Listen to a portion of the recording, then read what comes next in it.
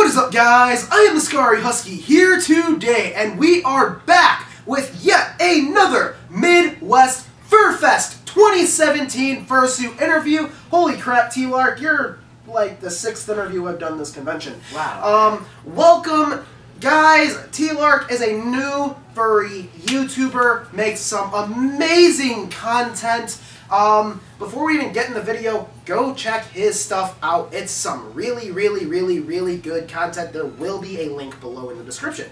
Now, with that being said, T Lark, I know you're from another country, so let me be one of the first to welcome you. Thank you very much. Welcome to America, and welcome to Chicago. This is my personal local con. I hope you have fun, and I hope it's a good time. Oh, I hope I do too. So, yeah, guys, so this interview is going to be extremely different from my normal interview format. Usually, what I do is I go to social media, and I ask you guys to ask said suitor questions. However, this was an extremely last-minute interview, more last-minute than NOS, so we really didn't have much time to ask anybody for questions. So, guys, this is T Lark. Like I said, he's new to the furry YouTube scene, and he's making some badass content. Definitely worth checking out. So, more than just how's the city and whatnot, T Lark, my personal curiosity, and these questions are all coming from me. Yeah. What got you in to the furry fandom? Oh, wow, that's the infamous question, isn't it? It's everyone has a different story, and every story is unique. Very true. So, I'm just curious, what got you here? Well, I mean, most people end up saying cringe videos or that kind of stuff, or they find a piece of lewdy artwork or something crazy like that. Yeah. I think for me it was, well, it depends. My first encounter with the fandom wasn't the same way that I got into it. Okay. So my first encounter was like cringe videos. Okay. Like you see a compilation of like furs doing crazy stuff that even like now I'd be like, why are they doing that? Yeah, you watch and you go, why? Please don't do that. Yeah, no, I cringe even more now being part of the fandom than I Yeah, you're just kind of like, this is why people think we're weird. Exactly, you can't blame them. No, you really can't. We run around as giant animals and have fun, but hey, screw it. Yeah. We're the ones who are happy at the end of the day. It's jealousy, basically. Yeah. So what got you here? What got me here really was Fursuit dance videos. Okay. I know that sounds weird because I'm not a fursuit dancer, but... Oh, that's perfectly fine. Yeah, it was basically a combination of an art form that I wouldn't have traditionally associated with being part of any fandom or community, dancing, but with a unique twist on it. And for some reason, the second you put a dancer in a fursuit, it becomes something completely different. Mm-hmm. It's like it's greater than some of its parts. Yeah. And I don't know, I started binge watching a load of like Eruza Fox and Monsteroo and a load of dance videos, and it just kind of branched off from there, and I realized they also do comedy, and they also do artwork, and they also do like patchworks, and there's an entire like community. Yeah, and it's more than just the dancing. Absolutely. Yeah, there's a lot more to it. Tiny part of it. Yeah, the dancing is just a kind of like the little cherry on top of the big old sundae. What a cherry it is.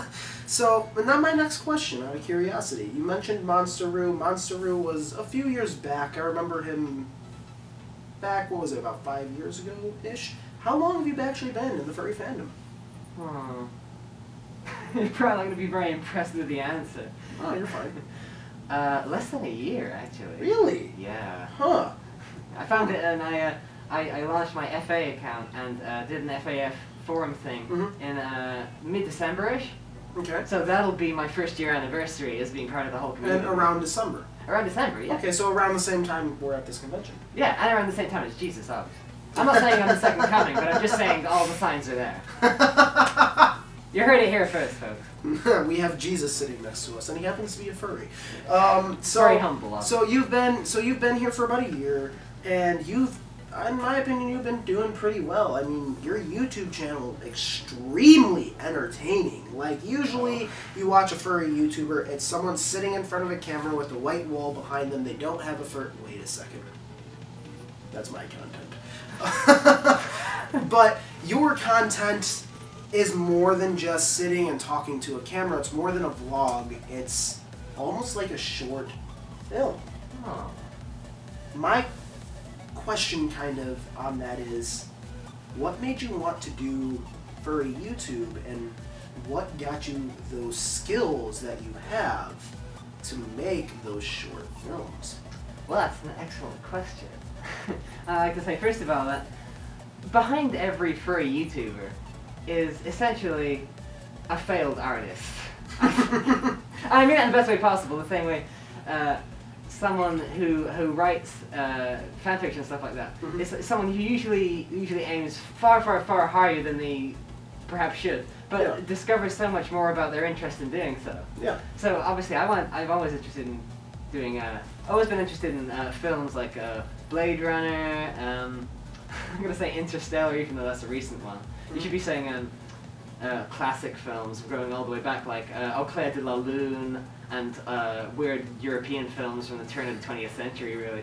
But I've always been interested in that kind of stuff, but I've never had the budget or the time or the crew to do any of this stuff. So it always has to be on your own. Yeah. And Fursuit videos are a way to do that, really, that I think not many other kinds of films accommodate, if you know what I mean. Yeah. So basically you got into this because of a pre-existing passion, a pre-existing love for an art form. Absolutely, yeah. Yeah, okay, that's actually really interesting. So that because of these past movies, that is basically how your content stemmed off. Basically, yeah. Okay, it's actually pretty interesting. Oh, thank you. You heard it here from the Fox's mouth itself. So, more than just these short films, more than just how you got into the community, more than everything like that, is what made you want to do it? What inspired you to do it? What, more than just, I enjoy doing this, what made you go, I want to do it for the furry fandom exclusively, not like something else? Well, I think a big part of it, it's going to sound weird, is the anonymity of it. And because part of the reason I got involved was because if you have something like a fursuit, it means you can compartmentalize that part of your life from your everyday life. Okay. So if you've got a fursuit, you do fursuit videos, you can be a character there, and you can be the talent behind the camera and in front of the camera. But that means you can leave all of that stuff behind you, and you don't have to worry about that in your day-to-day life and your interactions with your family and friends. So, okay. And around this time, people will say, like, why are you keeping it a secret? You know, like, there's nothing to be ashamed of, and everyone knows there's nothing to be ashamed of. Yeah. But like with so your family essentially doesn't know that you're in this community. No, I shoot at 6 a.m. covert under operations, black ops. It's crazy. The amount of close scrapes I get. I used to do that for the longest time. It was like dead of the night. I knew everyone was asleep. It was just like, or gone out of the house. And it's like, now is the time. Oh, isn't it infuriating? It's so maddening. So basically, the people personal closest to you, you could say, I'm trying to think of the right words. Yeah. The people closest to you don't really know you're a part of this, don't really anything like that, but you still do this because the fact you enjoy doing it, the fact you love doing it, and the fact that you're able to get the quality you get out of what you do and the odd hours that you just said you film, that is spectacular. Oh, thank you. I mean, the quality of your content is above and beyond. The quality of your content is way better than what most people, than almost everyone in this community can do. It's better than the skits. It's better than the sitting in front of the camera and just talking and giving advice. You literally make short films. And it's, from the sounds of it, it's because of this love in the past that you enjoy doing this today. Absolutely. I mean, I've written short stories and books, currently unpublished obviously, but I've got loads and loads of interest in music as well. I make music, and all of those passions, the core of it is I need to revolve it around some kind of character or identity. And that's basically where all of this comes from. It's like, it's the excuse I get to take all of these hours of my life, set them aside away from work or any of that constructive, useful societal stuff, and put it towards something that I actually think matters. Like, really, really matters. Okay. So to you, arts is a thing. Art is a big thing in your life. Oh, it's everything. From the sound, it's everything. Yeah. And you said you do music. Yeah. And I already know if we don't answer this, everyone's going to be, well, what kind of music does he do? Is it electronic dance? Does he play guitar? Does he play tuba? Does he play the flute? What kind of music do you create? And On what instrument do you play? Well, the easy answer to this is, if you're part of the free fandom, you don't need to ask what kind of music I play, because you probably won't be interested in listening to it.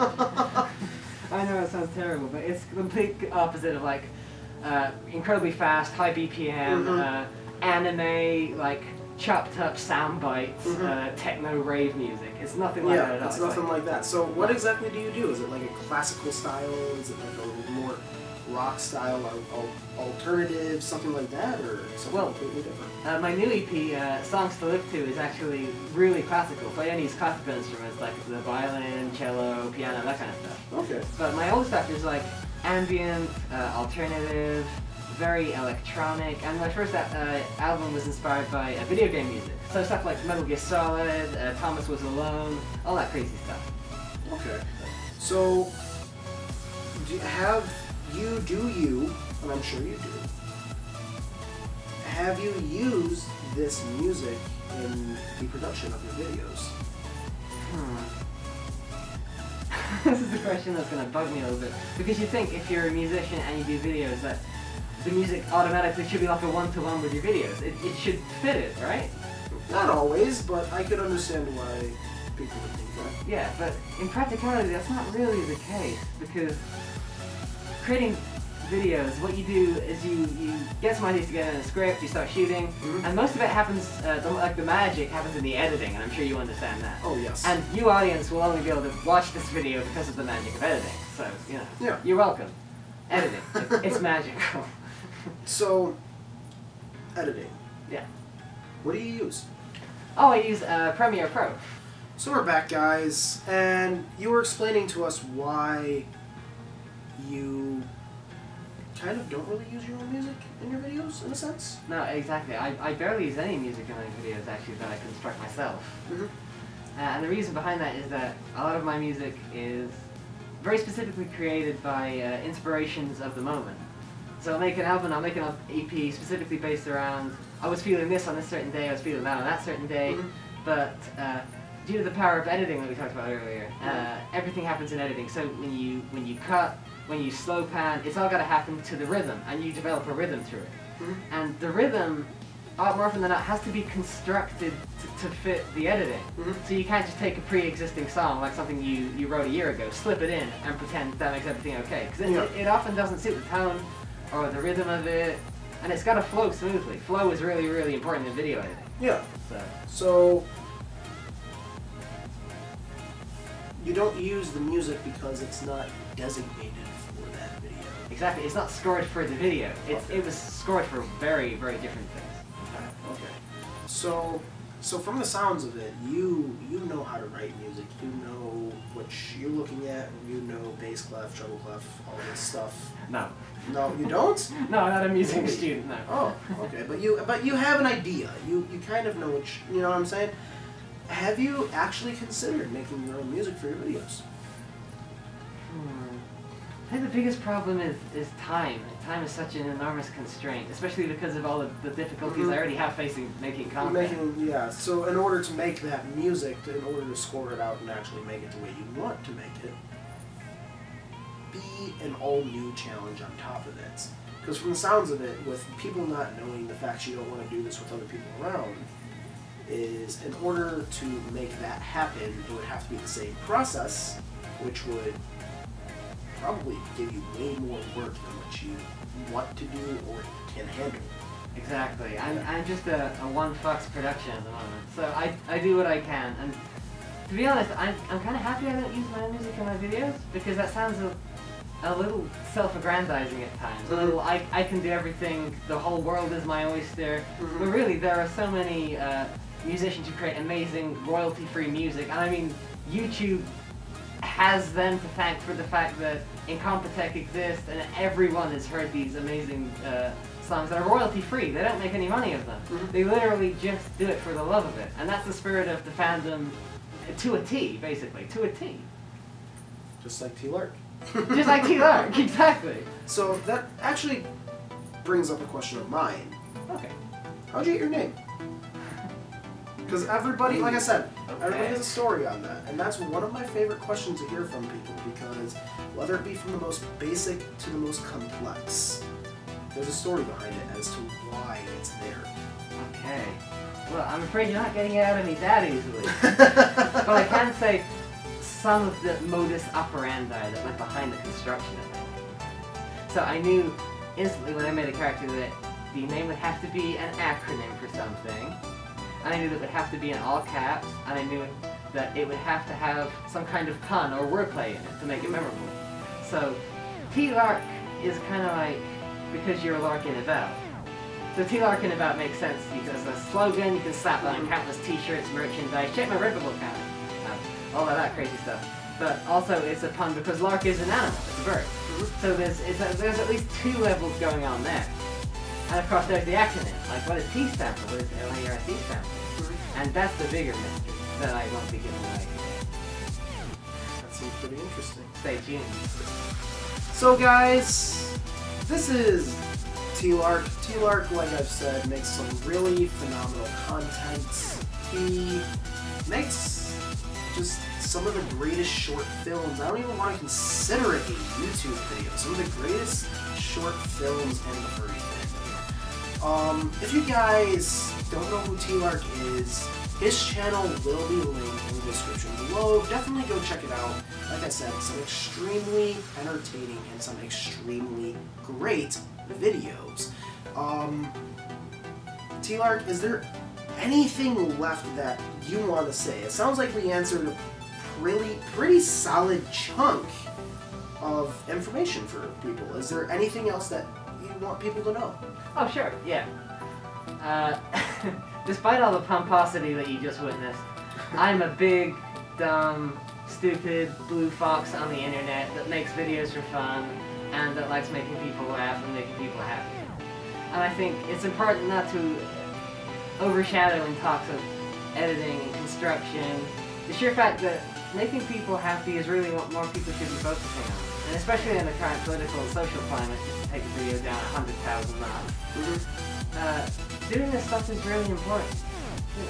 You gotta keep perspective on family, you gotta keep perspective on friendship, and things that keep people together. And projects like this are a big way of doing that. Yeah. I mean, this is one of the few collaborations I've ever done, and it's been great fun. I'd like to thank you for having me. Of course. I would like to thank you for actually being here. Oh, you're welcome. It is much appreciated. I'm glad to see you made it to Midwest Fest this year. Me too. And I hope you have a great con. I mean, we're filming almost all of these on day 0, so nothing's going on until tomorrow morning with opening ceremonies. But T Lark, I just want to say thank you for being on the channel. I want to thank you for answering these questions. Guys, I know this interview is a little bit different than usual, but I hope we managed to answer a lot of questions that maybe you guys might have had. And hey, you never know. If you have more questions, go check out his stuff and you might find some answers. Alright guys, so I'm Ascari Husky. And I'm T the Fox. And thank you so much for watching this interview. As usual, please go check out his content. It is really, really good. Alright guys, I will see everyone later.